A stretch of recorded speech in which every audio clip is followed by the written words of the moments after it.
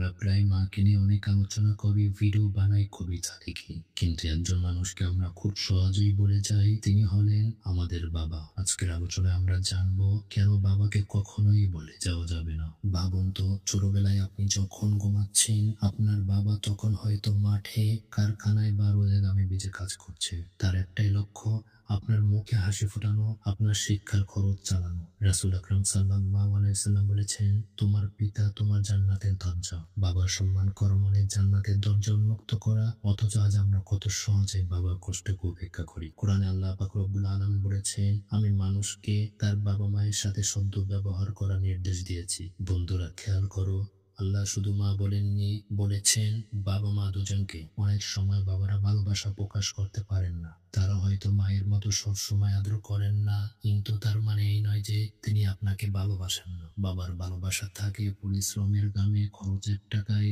সন্তানের স্বপ্ন পূরণের সংগ্রাম। যখন বাবা দুনিয়াতে থাকেন না, তখন সন্তানের দায়িত্ব আরো বড় হয়ে যায়। রাসূল আকরাম সাল্লাল্লাহু আলাইহি ওয়াসাল্লাম বলেছেন, যখন বাবা মারা যায়, তখন তার জন্য সদকা, দোয়া আর তার বন্ধুদের সাথে সম্পর্ক বজায় রাখা সন্তানের কর্তব্য। তাই শুধু জীবিত থাকতে নয়, মৃত্যুর পরেও বাবার জন্য দোয়া করতে হবে, তার ইজ্জত রক্ষা রাখতে হবে। বন্ধুরা, আজ থেকে প্রতিজ্ঞা করি, আমরা শুধু মা নয়, বাবার প্রতিও কৃতজ্ঞ হব। বাবা যিনি আমাদের জন্য রাত দিন কষ্ট করেন, তার মুখে হাসি ফোটানোই হবে আমাদের জান্নাতের রাস্তা। আসুন আজ বাবাকে একটি কল দিয়ে বলি, আব্বু, আমি আপনাকে ভালোবাসি। আল্লাহ আপনাকে সুস্থ রাখুন। আমিন।